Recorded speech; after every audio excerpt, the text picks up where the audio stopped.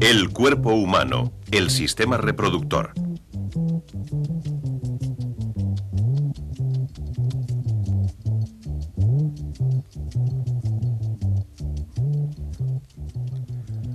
Solo un sistema del cuerpo humano es distinto en el hombre y la mujer, el sistema o aparato reproductor. La especie humana, como todas las demás formas de vida, debe reproducirse para perpetuar su existencia en nuestro planeta. Como muchas otras especies animales o vegetales complejas, la especie humana requiere dos sistemas reproductores diferentes para su reproducción.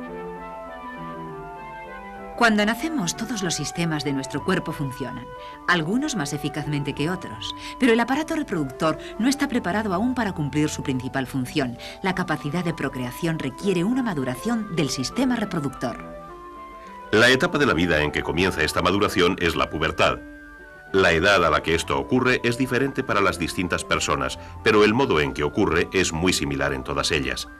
Para los hombres es el momento en que nuestra voz se hace más grave, los hombros se ensanchan, las caderas se estrechan y el cuerpo se cubre de vello. Y las mujeres adquieren la forma típica femenina. Se desarrollan los pechos, las caderas se ensanchan y en ambos, hombre y mujer, los órganos del sistema reproductor maduran. La función primordial de los órganos de los diferentes sistemas reproductores es producir dos tipos distintos de células y unirlas: los óvulos en la mujer y los espermatozoides en el hombre. La producción de estas células marca el inicio de la primera etapa del proceso de reproducción. Empecemos por el aparato reproductor de la mujer.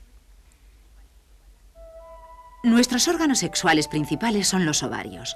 Aquí, en este par de pequeños órganos de solo unos 3 centímetros de longitud, tiene lugar el desarrollo de los óvulos. Todos los óvulos que tendremos en toda nuestra vida, varios cientos de miles, están en nuestros ovarios desde el momento de nuestro nacimiento. Pero estas células no comienzan su maduración hasta la pubertad, que sucede normalmente a una edad que varía para cada mujer, entre los 10 a los 14 años. La glándula pituitaria en la base del encéfalo comienza a enviar hormonas, aproximadamente una vez al mes, a través de la sangre hasta los ovarios. Estimulados por estas hormonas, los ovarios segregan sus propias hormonas. Un tipo de estas hormonas, los estrógenos, provocan los cambios físicos de la pubertad. Las hormonas de la pituitaria también provocan que se inicie un proceso en uno de los ovarios. Un óvulo empieza a madurar dentro de un saco llamado folículo, que se forma a su alrededor. A medida que el óvulo y el folículo crecen, se trasladan hacia la superficie exterior del ovario. Allí, el folículo se abre paso a través del ovario y libera el óvulo en un conducto. Este proceso, llamado ovulación, ocurre aproximadamente una vez al mes y generalmente tiene lugar un mes en un ovario y en el otro al siguiente. El conducto en el que entra el óvulo es uno del par de conductos llamados trompas de Falopio, que se extienden desde nuestros ovarios hasta el útero o matriz. Cuando el folículo libera el óvulo, comienza a segregar una hormona que provocará cambios en las paredes del útero. Esta misma hormona impide a la pituitaria seguir produciendo las hormonas que inician el desarrollo del óvulo y el crecimiento del folículo. Esto garantiza el que solo una célula germinal, un óvulo, recorra nuestro sistema reproductor cada mes. El óvulo comienza a desplazarse a lo largo del conducto uterino. El folículo del que salió experimenta finalmente unos cambios celulares y es reabsorbido en el ovario. Cada conducto uterino mide unos 10 centímetros de longitud. Estos conductos están cubiertos por dos clases de células. Unas producen mucus, las otras tienen diminutos cilios.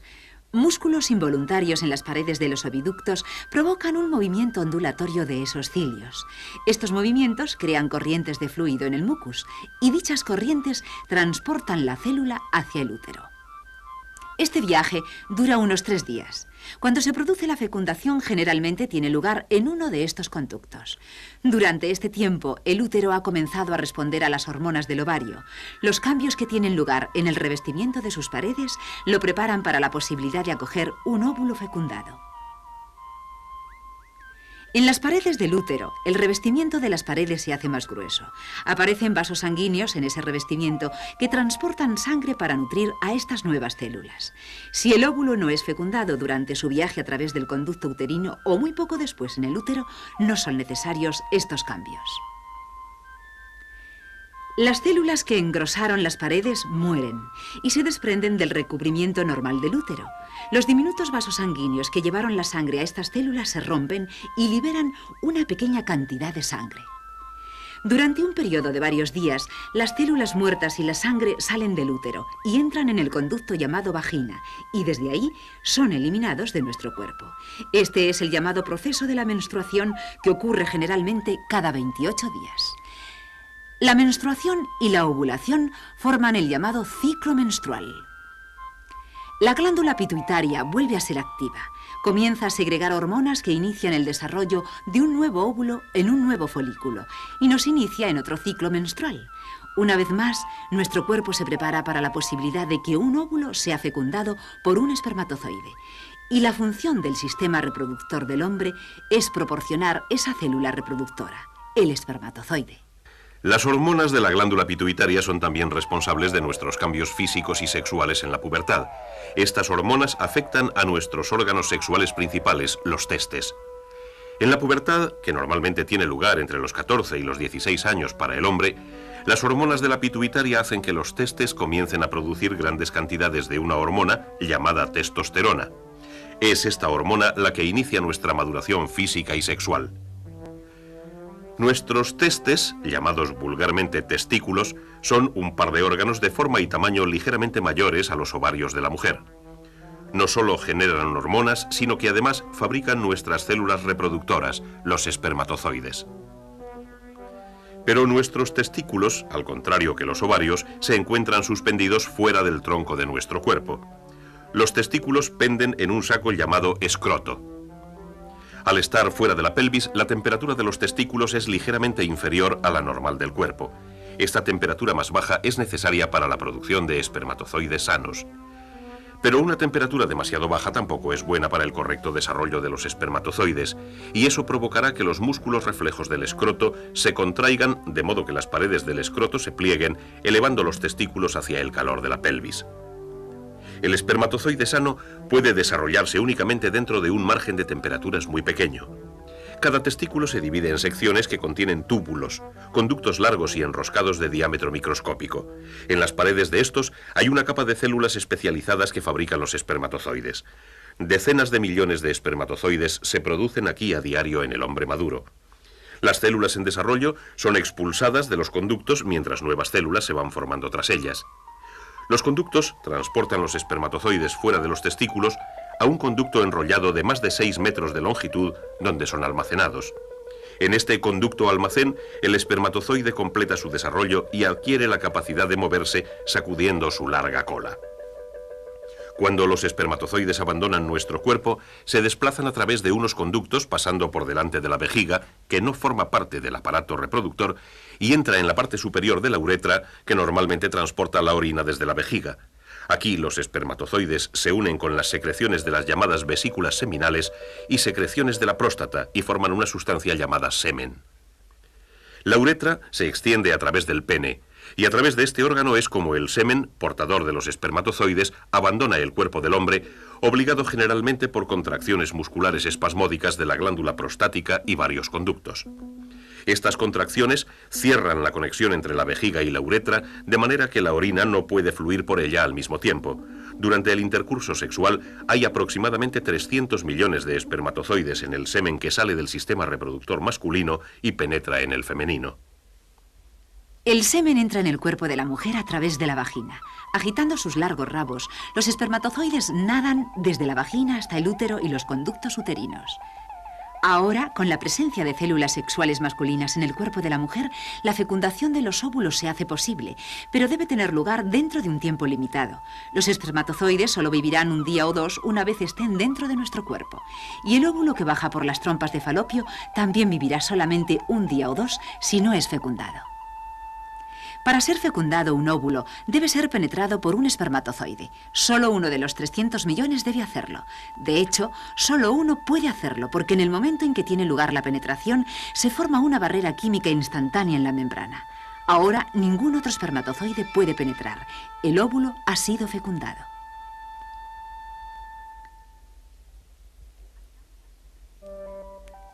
Hasta ahora han sido necesarios 2 aparatos reproductores para completar la primera etapa del proceso de la reproducción humana. Una etapa, la fecundación del óvulo por el espermatozoide. Y la otra, el óvulo fecundado, que se desarrolla hasta ser un nuevo y único ser humano, y solo precisa del aparato reproductor de la mujer. Pero antes de ver ese desarrollo, veamos más de cerca estas 2 diminutas células que inician esta nueva vida humana, el óvulo y el espermatozoide. Y veamos por qué el ser humano que saldrá de esta unión es único. Las células sexuales se diferencian principalmente en nuestro organismo en una cosa. Solo tienen la mitad de los cromosomas que generalmente tienen las demás. Los cromosomas son las estructuras del núcleo celular que contienen los genes, las unidades de la herencia que portan los rasgos genéticos de una persona. Una célula normal contiene 46 cromosomas. Cuando este óvulo comenzó su desarrollo, también tenía 46 cromosomas, pero al madurar, una pequeña célula llamada cuerpo polar se separó de él llevándose la mitad de los 46 cromosomas de su núcleo. Así pues, quedan 23 cromosomas en el núcleo del óvulo.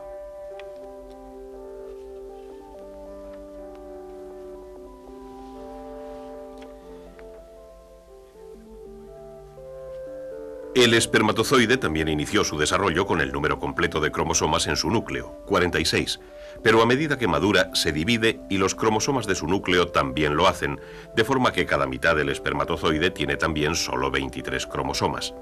Una nueva división ha tenido lugar en el espermatozoide antes de finalizar su maduración, pero esta división también produce células con 23 cromosomas, así que los espermatozoides, como los óvulos, tienen cada uno la mitad del número usual de cromosomas. Y cuando los 23 pares de cromosomas de las 2 células se unen en el óvulo fecundado, lo hacen conteniendo todos los rasgos físicos del ser humano que se desarrollará. Cada uno de los padres contribuye con 23 cromosomas, pero las leyes de la herencia determinarán qué genes serán los dominantes. Estos determinarán el color y textura del pelo del niño, el color de los ojos, la forma de la boca, la forma de la nariz, el tipo de sangre y todas las demás características físicas que forman la persona. Toda esta información está en los genes del nuevo individuo en desarrollo, además de los factores que determinarán su sexo. Los óvulos de la mujer contienen solo un tipo de cromosoma determinante del sexo. Es el llamado factor X. Los espermatozoides pueden tener 2 tipos distintos, el X, que también contiene el óvulo, y otro llamado Y. Los espermatozoides que porten el tipo X darán hijos hembras, los que porten el tipo Y darán hijos varones. De forma que son nuestras células sexuales las que determinan el sexo del nuevo organismo. Si hay un óvulo fecundado en uno de los tubos uterinos, este comienza a dividirse a medida que continúa su viaje hacia el útero. La membrana del huevo se mete hacia adentro y ahora hay 2 células unidas idénticas. Una vez que la división comienza, continúa formándose cada vez más y más células. Normalmente, a los 10 días de la fecundación, esta agrupación creciente de células ha alcanzado el útero y se ha cobijado en el revestimiento engrosado. Aquí continúa su crecimiento. 2 membranas se han desarrollado alrededor de este grupo de células. Una de ellas envía prolongaciones al útero y será la placenta y el cordón umbilical. La otra, llena de fluido, rodeará y protegerá al embrión. Y el embrión crece. Las células se multiplican y especializan. Comienzan a diferenciarse en las células que formarán los distintos tipos de tejido y los tejidos a su vez formarán diferentes órganos. Tras unos 2 meses, la mayoría de las características y órganos internos del adulto se han desarrollado. El corazón late, la sangre circula, pero el aparato circulatorio del feto no está conexionado con el de su madre. El alimento y el oxígeno pasan de la sangre de la madre a través de la placenta al interior del cordón umbilical y de ahí al aparato circulatorio del feto, y los productos de desecho del feto salen al de la madre de la misma manera. Un organismo creciendo dentro de otro. Un nuevo individuo se está formando. Un ser humano se está reproduciendo.